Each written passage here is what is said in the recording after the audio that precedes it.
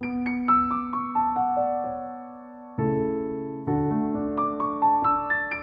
chão batido, o santo de barro, meu museu, tão meu. Quando pequenas, a gente não via um de perto. Foi pelos livros de história que conhecemos nossa história. Não, nada de errado. É só que a gente queria pegar no nosso passado, tatear cada página, sentir o cheiro de antigo e até reconhecer algumas coisas tão costumeiras, quem sabe? A pele pálida, o pelo enrustido, meu museu tão meu. Não tem receita nem mapa, não tem nome nem trajetória. A gente ia por ir, para tocar com o nariz no vidro gelado, adivinhar cada uma sem ver as plaquinhas. A gente decorava, a gente admirava. O tacho virado, o olho empalhado, meu museu tão meu. Para que viver de passado? Eles disseram. A gente não vive. O passado nos reconta, nos desalinha, nos permite ver o que não vimos, honrar o nome de cada uma que nos antecedeu. No museu de onde eu vim, eu quem conto minha própria história.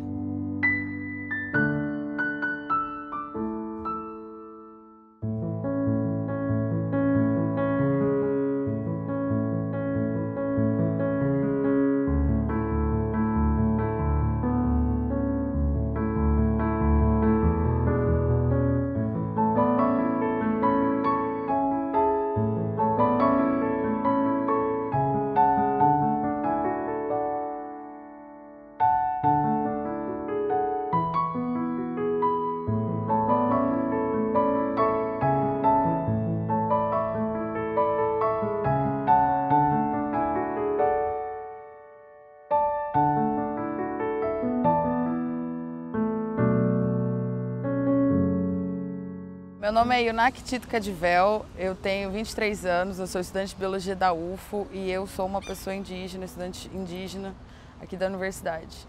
A infância como uma pessoa indígena foi uma coisa muito difícil, vamos dizer assim, foi um processo meio solitário, porque a gente não tem muita identificação na mídia, ou então eu cresci com a família da minha mãe que é branca, então eles não sabem muito bem o que fazer, para onde direcionar.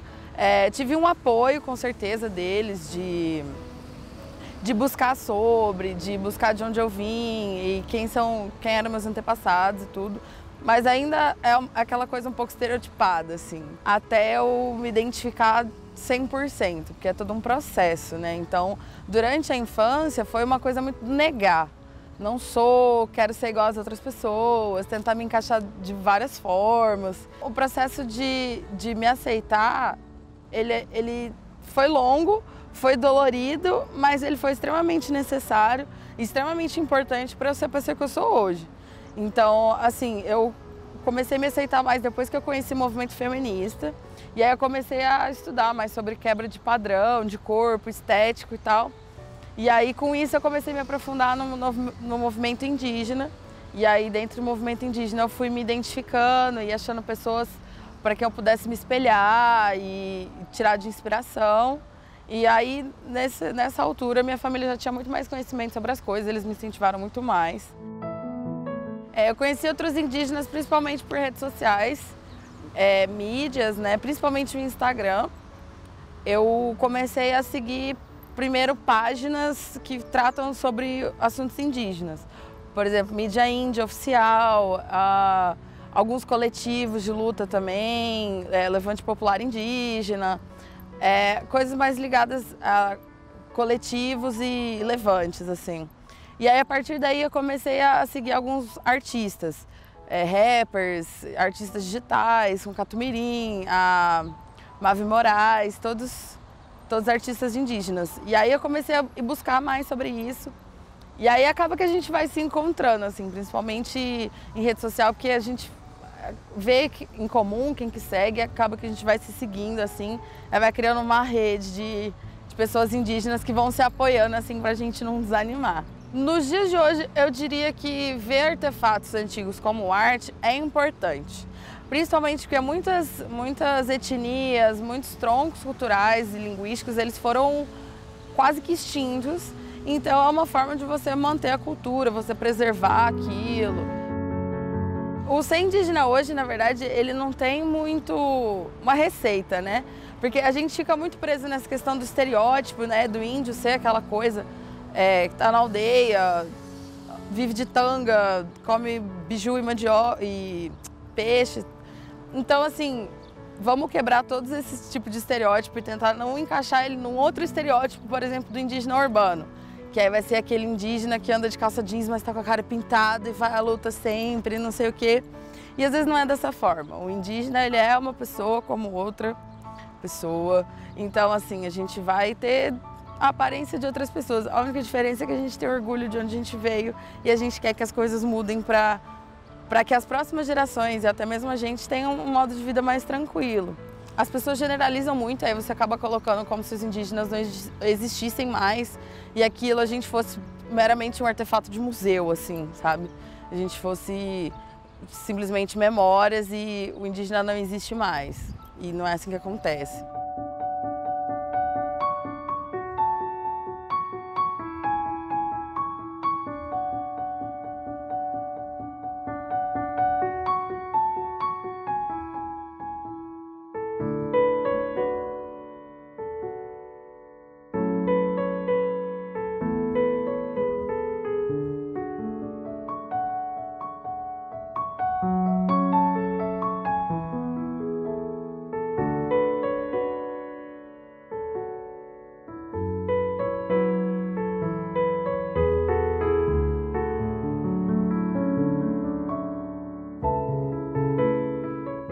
Meu nome é Ana Paula Barros, tenho 46 anos, faço parte do Barros Atelier, que é uma empresa família, onde minha mãe que deu início a tudo. Eu tenho 3 filhos, um formado, uma está formando em odontologia e o outro está caminhando aí para medicina. E trabalhamos aí em prol de desenvolver essa arte, né? Eu era gestora de RH, larguei minha profissão para interagir nesse mundo das artes aí, para a gente inovar, trazer inovações na artes sacras para atrair mais as pessoas, um produto diferenciado, estilizado, para que a gente possa entrar no mercado com categoria e ver que as pessoas possam ter uma outra visão de arte religiosa para a gente agregar aí no mercado. Ela era cabeleireira e ela largou a profissão por necessidades físicas, porque ela teve um problema de saúde e a profissão dela já não estava atendendo mais às necessidades e ela não queria ficar sem trabalhar. E aí ela começou a trabalhar com artesanato, vários tipos de artesanato. Era bordado, crochê, crivo, rendas, menos artes sacras. Uma certa pessoa comunicou com ela e falou assim, olha, tem uma inovação no mercado e na área religiosa, você não tem interesse de fazer? Aí ela começou a fazer umas pequenas produções de Nossa Senhora Aparecida, né? Nossa Senhora das Graças, que são as fontes maiores de vendas, né? E começou a customizar num pequeno quiosque que elas formaram uma associação na CIUB. E onde também tivemos uma proposta de ampliação do negócio, que fazia parte de uma associação, que é a associação da AICA, a AICA Artesanato. Nós fazemos parte dessa associação. Foi uma grande oportunidade para que a gente começar a apresentar o nosso trabalho na área comercial em ponto físico, que hoje está localizado no Center Shopping. A associação da AICA, ela já está no mercado há mais de 35 anos. Quando ela foi fundada pelas esposas dos homens políticos aqui da cidade, que era um hobby. Elas tinham a associação como um hobby, para distrair, para fazer um benefício ao próximo. E com o tempo, ela foi atualizando, foi agregando pessoas. E essas mulheres, as senhoras, elas foram saindo da associação e foram dando espaço para outros tipos de artesãs. Ser artesã hoje no meu dia a dia é uma situação, assim, uma profissão que é bem agitada, porque além de trabalhar na área comercial dos nossos produtos, eu faço as compras dos produtos, da matéria-prima, eu faço as viagens para buscar o material, eu faço a criação, a gente trabalho com a ideia, faço o artesanato e assim, então assim, é bem desgastante, porque uma artesã, ela trabalha, às vezes a gente tem o horário disponível, tem a disponibilidade, a gente mesmo faz o nosso horário. Porém, uma artesã, ela trabalha aí 12 horas, 14 horas. Dependendo da demanda, pode ser que gire até mais horas trabalhando. Então, mas é um trabalho prazeroso. Trabalhar em família é um prazer muito grande, porque a gente está aqui o tempo todo junto, aí vem os filhos, vem a família. Tem o meu pai que auxilia a gente bastante aqui no ateliê, né, para buscar, auxiliar a gente no que for necessário. E assim, é um amor incondicional que tem entre a gente, entre família, isso é muito importante, que eu acho que o amor e a gratidão, né, que foi nos permitido acontecer esse trabalho em conjunto, é muito bom. É crescente, vamos dizer assim, para a família, para a renda, é unir o útil ao agradável.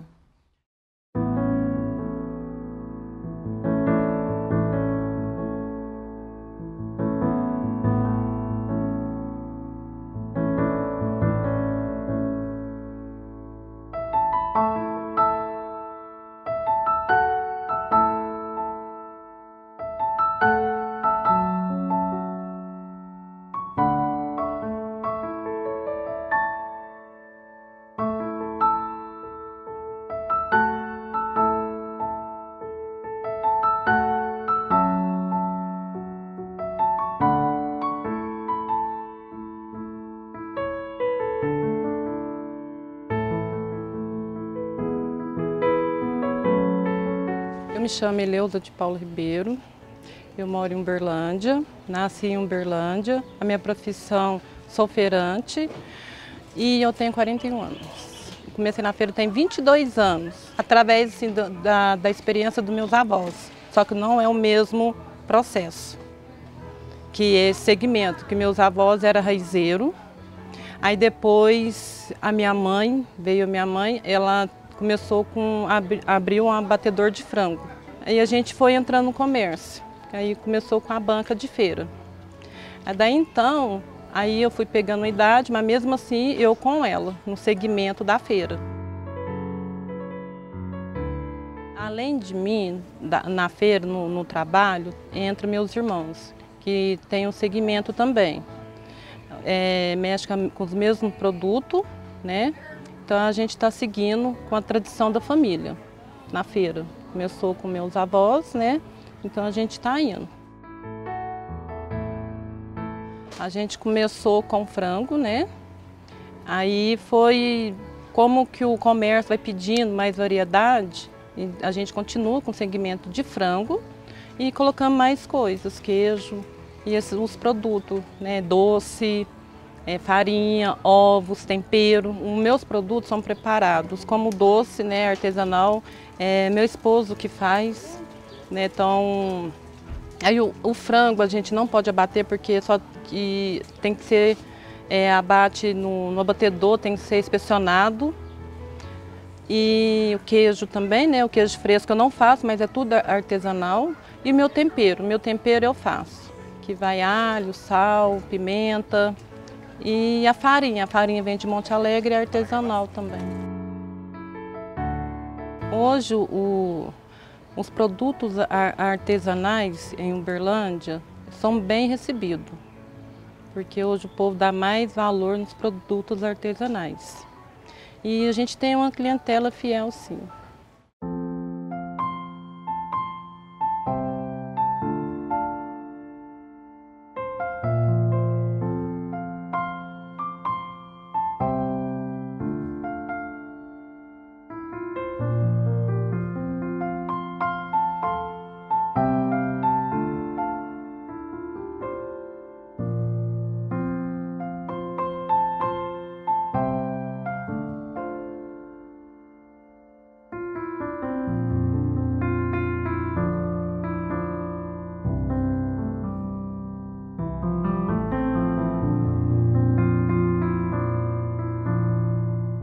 Meu nome é Daniela, eu sou professora no Instituto de Biologia da UFO, vim de Campinas para cá, minha formação é toda na Unicamp. Então eu conheci a UFO muito recentemente, estou na cidade há 15 anos. Eu fiz um colégio técnico em alimentos e quando eu fiz uma disciplina de microbiologia, que eu fiz uma lâmina e a gente foi ver o que tinha nessa lâmina que a olho nu a gente não enxergava, eu realmente me encantei pela microbiologia e decidi que eu queria ser bióloga porque eu queria trabalhar com microbiologia.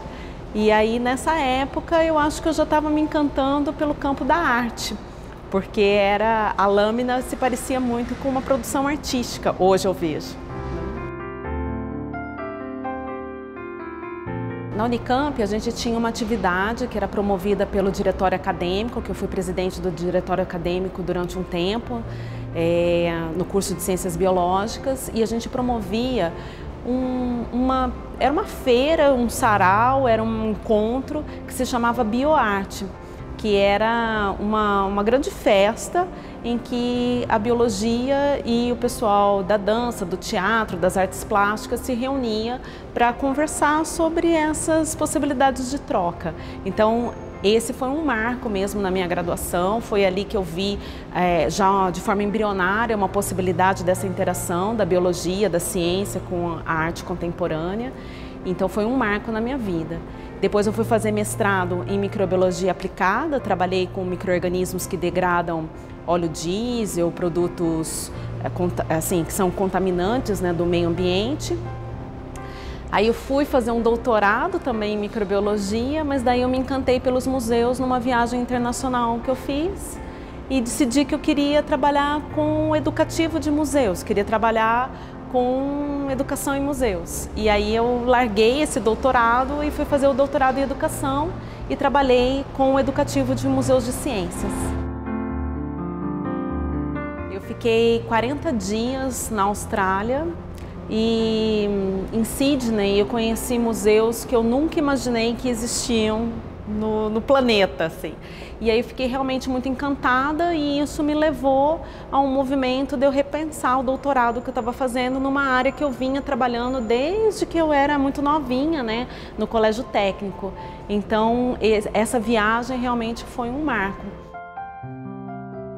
Eu venho estudando nos últimos anos, dos 4, 5 anos para cá, um movimento da produção dos artistas plásticos no tangenciamento com a ciência e com a biologia.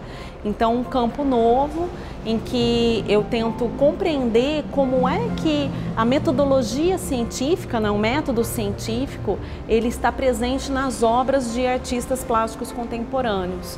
Então, como é que a gente pode, por meio da obra de arte, compreender mais sobre a ciência, sobre a biologia. É isso que eu tenho feito mais recentemente. Quando eu contemplo uma obra de arte, e essa obra de arte ela me traz aspectos relacionados à produção do conhecimento científico, que não é mais tão específica assim do cientista, mas que aquele artista ele está num trabalho muito similar ao do cientista, esse tipo de interação eu discuto nessas aulas. E a gente tem estudado vários artistas, tanto nacionais quanto internacionais, que têm essa interface da biologia com a arte. Um dia me contaram que os museus são infinitos, não em número, mas sim em história. Afinal, todo dia vira uma nova linha. No museu de onde eu vim, eu, essas mulheres, todas nós contamos nossa própria história. Hoje somos presente, amanhã seremos nosso próprio museu.